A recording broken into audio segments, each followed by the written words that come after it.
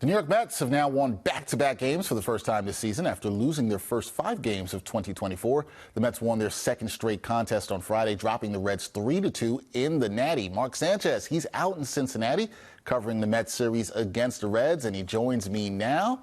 Mark, long time no see. How's it going? Going well. How are you, Dexter? I'm doing good. I'm doing well. And Mark, you know this. It is always good to get a win, but this wasn't a pretty one by the Metropolitans on Friday night as the offense continues to struggle, with the team scoring 16 runs in their first 7 games. So I got to ask this. What is wrong with the Mets offense right now? Well, Alvarez looks good. Beatty looks good. I'd say the rest of the offense is wrong with the team right now. Look, they're 7 games into the season. I mean, every team in baseball will have a bad week, and I don't think it's time to panic. Jeff McNeil is not going to bat 100 the rest of this year. Francisco Lindor, I'm sure he's going to be fine.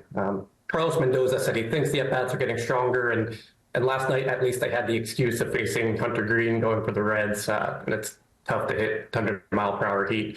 But they're batting, I think, 167 as a team, which is not how you want to start a season, but it's also, I think, far too early to read too deeply into this. I think they'll be okay. All right, thinking the Mets offense will be okay and bouncing back. Well, the pitching, we got to talk about Jose Quintana. He pitched into the 6th against the Reds on Friday. What did you make of his start, and how important is it for him to continue to give the Mets innings as they move forward in the season? Yeah, it was a weird one last night where he didn't have great command. He walked 4 guys. They could have had a much worse line if it weren't for a couple of nice plays from Beatty and some good work from Drew Smith, who stranded a couple of his runners when he entered in the 6th inning. But Quintana battled and mostly pitched his way out of jams, which the Mets will happily take.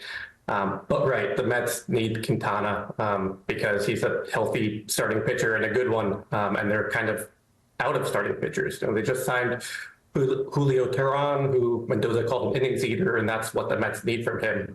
He's an established veteran who can maybe be an average number 5 during the stretch without Senga and without McGill. And those injuries put more pressure on the rest of the rotation to perform and to stay healthy. Yeah, it definitely has put more pressure on the rest of the rotation. As you said, we'll see how Quintana does going forward. Now, Jeff McNeil, he homered in the series opener on Friday night. Francisco Lindor walked, also drove in a run with a sac fly. Does either player look like they're coming out of their early season funk? That was a big swing from McNeil. I think he needed that, and he kind of said that he needed that. If I were a Mets fan, I would be far more concerned about McNeil than Lindor. Lindor has had plenty of slow starts to his seasons, and he always fights his way out. I mean, he's a really good player, and he pretty much always finds his way to a balance there. McNeil, there is more concern because he's coming off of an especially down season, and he's just a player who's had a whole lot of highs and a whole lot of lows to his game, and he's coming off of a season that was one of his lows. He's probably been the face of the Mets' slow start, and he was just 1 for 18 before that home run.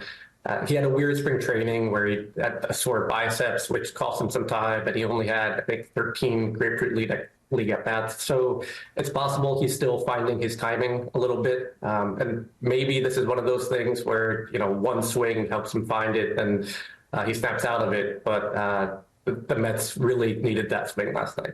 They needed that swing for sure. Big homer there for Jeff McNeil. We'll see if he's able to build off of that. The Mets, they continue their series this afternoon against the Reds. Luis Severino, he's going to get the start on the mound. What will you be keeping an eye on with the Mets pitcher in the second game of the series, Mark?